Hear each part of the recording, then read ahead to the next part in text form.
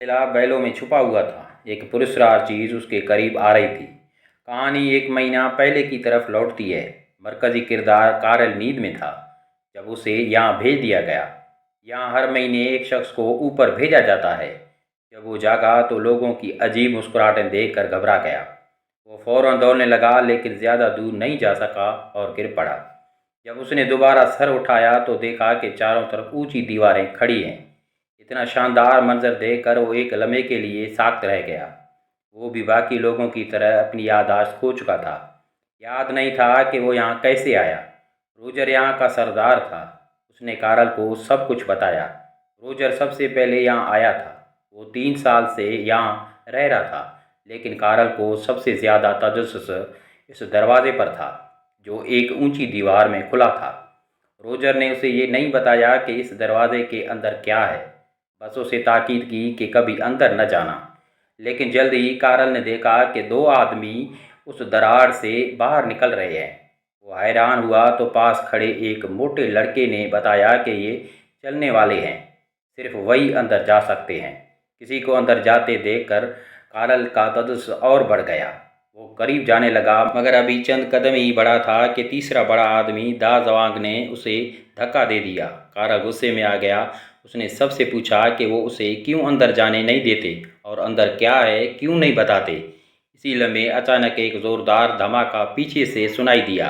कारल ने पलट कर देखा तो दरवाज़ा बंद होना शुरू हो गया। पूरा मेज़ हरकत करने लगा। वक्त तेज़ी से गुजरा और शाम हो गई। इसी वक्त मेज़ के अंदर फिर धमाके की आवाज़ें आईं। मावन सरदार मारक ने बताया कि ये मेज़ की तब्दीली है। अभी तक कोई भी उसके अंदर रात गुजार नहीं सकता, क्योंकि हर रात वहाँ एक खौफनाक मखलूक निकलती है। जिसने भी उसे देखा मर गया। इसीलिए चलने वाले सिर्फ दिन के वक्त अंदर जा सकते हैं। अगले दिन रोजर कारल को दीवार के पास ले गया। उसने कहा कि अपना नाम यहाँ कंधा करो। कारल ने देखा कि कुछ नाम कटे हुए थे। साफ जाहिर था कि वो लोग मर चुके हैं। बाद में कारल लकड़ियाँ इकट्ठा करने के लिए जंगल में गया। वहाँ अचानक एक शख्स ने उस पर हमला कर दिया। वो पागलों की तरह बर्ताव कर रहा था। ये वही शख्स था जो पहले मेज़ के अंदर गया था। उसने कारल को दबोच कर कहा, ये सब तुम्हारी गलती है। कारल के पास सोचने का वक्त नहीं था। वो किसी तरह जान बचाकर भागा और जंगल से निकल आया। दूसरे लोग भी दौड़ते हुए आ गए और उसे काबू कर लिया। जब उसकी कमीज़ ऊपर की गई तो एक खौफनाक जख्म नजर आया। असल में वो मखलूक के पंजे से जख्मी हुआ था। जहर उसके अंदर फैल चुका था जिसने उसे दीवाना बना दिया। जल्द ही वो पूरी तरह होश खो देगा। ऐसी हालत में वो लोग कुछ नहीं कर सकते थे। उन्हें उस मेज़ के अंदर छोड़ना पड़ा। अगरचे वो बार बार मन्नत करता रहा, मगर कोई चारा नहीं था। वक्त आया और दरवाज़ा बंद होने वाला था। सब ने डंडों से उसे मेज़ की तरफ धकेल दिया। ये मंजर दिल दहला देने वाला था। वो अंदर गया और दरवाज़ा बंद हो गया। उसका नाम भी काट दिया गया। अगले दिन एक चलने वाले की कमी की वजह से रोजर ने फैसला किया कि वो खुद अंदर जाकर तहकीक करेगा, मगर दरवाज़ा बंद होने तक वो वापस न आए। सब लोग फिक्रमंद होकर दरवाजे के पास खड़े रहे। आमतौर पर वो इस वक्त तक लौट आते थे। अचानक मेज से धमाके की आवाज़ आई। दरवाज़ा बंद होने ही वाला था। इसी लम्हे एक चलने वाला और रूजर वापस आ गए, लेकिन रूजर बेहोश हो गया था। चलने वाला भोग रोजर को छोड़ना नहीं चाहता था। वो उसे घसीटते हुए बेस कैंप की तरफ दौड़ रहा था, मगर अंदर मौजूद लोग मदद करने के लिए बाहर आने की हिम्मत न कर सके। वो सिर्फ चिल्ला रहे थे, जल्दी करो जल्दी करो। दरवाज़ा बंद होने ही वाला था और अब आना मुमकिन नहीं था। तब कारल ने एक ऐसा फैसला किया जिसका कोई सोच भी नहीं सकता था। वो अंदर कूद गया ताकि मदद कर सके। अगरचे वो अंदर पहुंच गया, लेकिन इसी लम्हे दरवाज़ा बंद हो गया। बोग के लिए ये पहली बार था कि उसने इतना बेवकूफ़ इंसान देखा। फिर उसे एहसास हुआ कि कारल अभी नया है। उसे यहाँ के खतरात का कुछ पता नहीं, लेकिन रात करीब आ रही थी। बोग नहीं चाहता था कि वहीं रुककर बहुत का इंतज़ार करे। उसने फ़ौरन छुपने की जगह ढूंढने का सोचा, मगर कारल चाहता था कि पहले सरदार को महफूज जगह छुपाया जाए। उसी वक्त कारल ने दीवारों पर बैलें देखी। उन्होंने उन बैलों की मदद से सरदार को ऊपर लटका दिया ताकि उसकी जान बच सके। मगर तब अचानक बोग ने देखा कि करीब की दीवार हरकत करने लगी है और वहाँ से एक देवनुमा मखलूक बाहर आ गई। उसने फ़ौरन उन्हें देख लिया। वो कई सालों से इन मखलूक़ात से खौफज़दा रहा था। वो काबू न रख सका और भाग निकला। कारल एक लम्हे के लिए बेबस हो गया। मखलूक उनके करीब आ रही थी। कारल बैलों के अंदर जाकर छुप गया।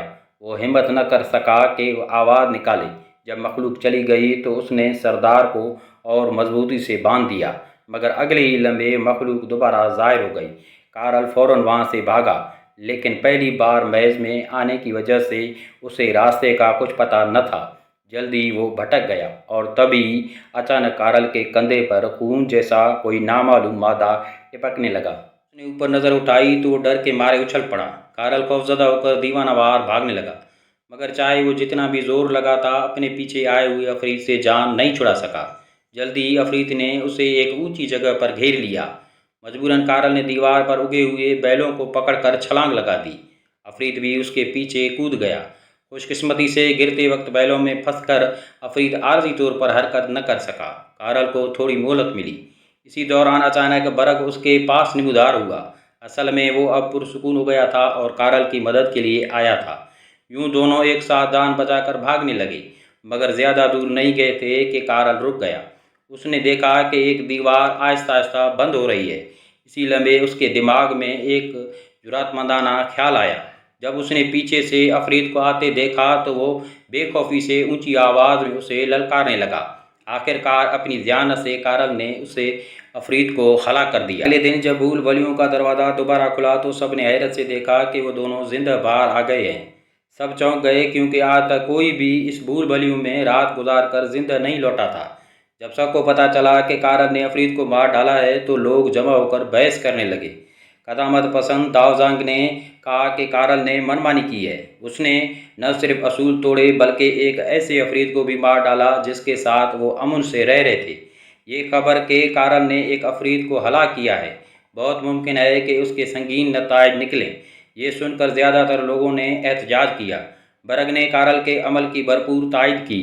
उसने कहा कि 3 बरस से कोई भी अफरीत को हलाक नहीं कर सका था और ऐसे बहादुर शख्स की ज़रूरत है जो राहरों में शामिल होकर सबको भूल भलियों से बाहर निकलने में मदद दे। जब सब बहस व तकरार में लगे थे तो बाहर की पुरस्कार सिरिंग से शोर सुनाई दिया।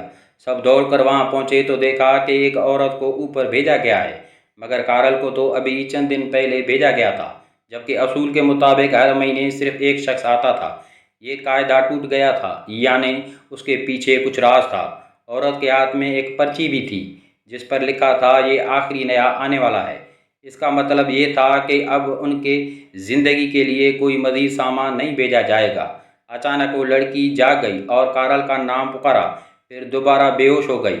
सबकी नज़रें फ़ौरन कारल पर जम गई, लेकिन उस वक्त सबको ज़्यादा फिक्र इस बात की थी कि अगर अब सामान नहीं आएगा तो वो खाने पीने को तरस जाएंगे। ये सोचकर कारल ने फैसला किया कि वो मज़ीद हाथ पर हाथ धरे नहीं बैठ सकता। उसने दोबारा भूल भलियों में जाने और कोई सुराग ढूंढने का फैसला किया। बरग ने यह सुनकर फ़ौरन चंद रायरों को इकट्ठा किया और सब मिलकर भूल भलियों में दाखिल हो गए। वो जल्द ही उस जगह पहुंचे जहां अफरीत मरा था और उसे दीवार से घसीट कर निकाला।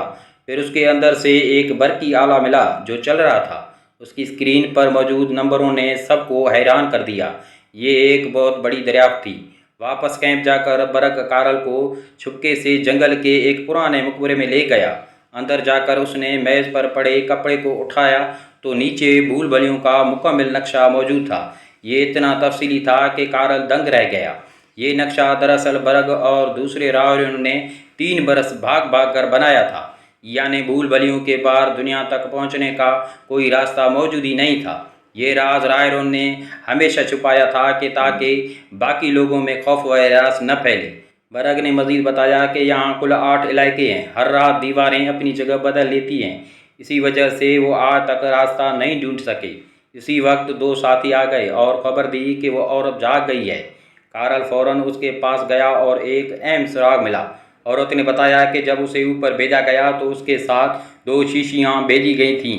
वो दोनों नहीं जानते थे कि उनका क्या मकसद है, मगर उनकी अहमियत ज़रूर थी। कारल को फ़ौरन ख्याल आया कि शायद ये दवा किसी मर्ज़ का इलाज है। उसने ये बात नायब सरदार मार्क को बताई और जब उसने मुनद्दम होते लोगों को देखा जो वायरस से तड़प रहे थे, کارل اور برگ نے فیصلہ کیا کہ وہ پھر سے بھول بھلیوں میں داخل ہوں اور راستہ تلاش کریں۔ دوڑتے دوڑتے 7ویں علاقے میں پہنچ گئے۔ انہیں لگا کہ مارا گیا عفریت اسی علاقے سے آیا تھا۔ اسی لمحے عفریت کے جسم سے نکلا ہوا آلہ ایک آواز نکالنے لگا۔ کارل نے فوراً اسے نکالا اور پرکھنے لگا۔ انہیں احساس ہوا کہ ایک خاص سمت کی طرف جاتے ہوئے آواز تیز ہوتی جا رہی ہے، جیسے کوئی انہیں راستہ دکھا رہا ہو۔ یوں وہ اس آواز کے تعاقب میں آگے بڑھتے گئے۔